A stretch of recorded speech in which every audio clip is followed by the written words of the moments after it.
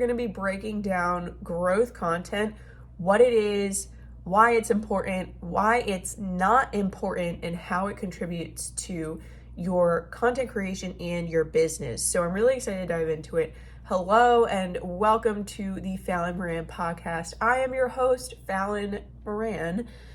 And as I mentioned earlier, I'm really excited to dive into today's topic of growth content and actually why you shouldn't be focusing on it. But again, I have to go back to one of the original points of what is growth content, and that way we can get a better understanding of why it is important and why it's not important, because it kind of goes both ways. So first things first, what is growth content? Another way for you to think about growth content is to think of it as everyone kind of talks about it as viral content. This type of content is the content that gets you eyeballs, that it goes viral.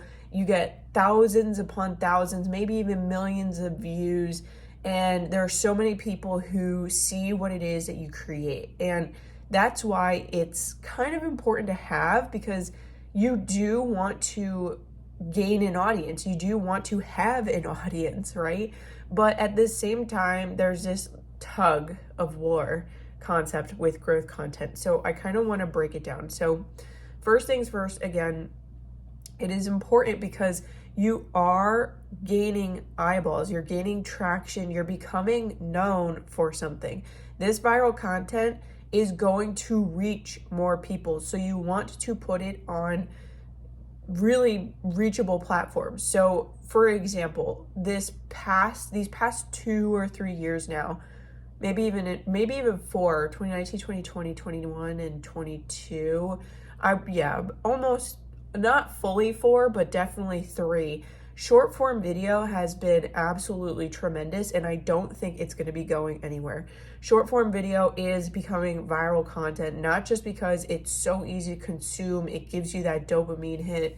It is so valuable in such a short amount of time, but also because there are new platforms, not even new platforms, they're older platforms that are adopting this concept and implementing a version of it themselves. I know TikTok, actually not even TikTok, Vines was the original short form video app, if anybody can remember Vines from way back in the day.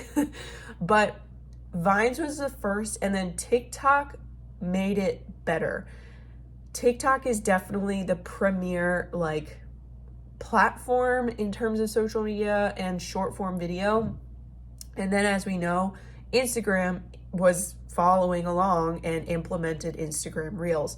Now we also know that YouTube is going to be implementing something called YouTube Shorts. It has been put up into the platform. Creators are using it. I know for myself that it absolutely does help you get viral views. But again, we need to be cognizant of why we're using this type of content, because while getting eyeballs and while reaching huge audiences is great, it is a whole nother thing entirely for you if you are a business owner. So you want to be sure that you're implementing and utilizing it the right way. So let's take things one step at a time. We cover what the viral content is. We covered the platforms that are implementing this short form video type of content. And we talked a little bit about why it is important. Now let's kind of shift gears a little bit and talk about why it might not be important. This has to do with the platform, okay? Like you going back to what we were just talking about in terms of TikTok, Instagram, YouTube, you want to be sure that you're putting this growth type of content out on platforms that you want your audience to grow, or that you have content already on so that people can come to your page and then be nurtured. So this is more or less why it's not important, because viral content does not necessarily contribute to conversions. And that's huge for business owners, because business owners want conversions. Business owners want sales. Sales is the oxygen of your business, okay? So that means you want to get these audience members, if they are of the description of your ideal client, which is the goal, right? You want these new people to be on a platform where you can also nurture them. Nurture content is different than growth content. It's not focused on growing your audience. It's not focused to reaching out to new audience members or reaching out to new potential clients. It's more focused on how you can nurture that person so then you can convert that person, right? It's in the name. But that's why viral content it kind of has this double-edged sword, because you don't necessarily know that these people who are coming in masses from this viral form of content, you don't know if they're going to fit that profile. You don't know if they're going to fit that description. So this kind of takes me to my last point here, point number 3, in that while growth content, viral content, whatever you want to call it, is going to help you get eyeballs, again, it's not going to help you convert them. So you want to make sure when you do create this viral type of content, that it's viral content that you want to be known for, okay? One of the biggest mistakes, this is a huge turning point in terms of my lessons in my business. One of the biggest mistakes I made was posting about something that had absolutely nothing to do with my business. Early in 2021, I had my original TikTok where I was posting about what I was doing in my business at the time. And I put up a video that had to do with these things called grab avoid codes. Now, I had heard about it from one of my friends in a coffee chat earlier that week, and I was like, all right, let's see if these things work. I'm into manifestation, I'm into law of attraction, I believe it's like all real, so why not give this a try, right? It's only going to have the power which I give it. So I tried using these grab avoid codes, and I had 2 unexpected sales from people who I had never had in my audience ever before. So I was like, wow, these things work. And what I did was I made a TikTok about it. Probably the worst thing that I could have done for my business TikTok. Because what ended up happening was that TikTok then exploded, and there were so many people who came to my profile because they thought that I knew about these codes, and they thought that I could talk to them about these codes, and they thought that I could help them understand how they can manifest this stuff into their life. And while I am a huge advocate of manifestation, I love reading books like, Think and Grow Rich or The Secret, The Power, whatever. At the same time, I wouldn't go around saying that I'm a manifestation expert, because I just use it because that's what I do. Like that's my practice, right?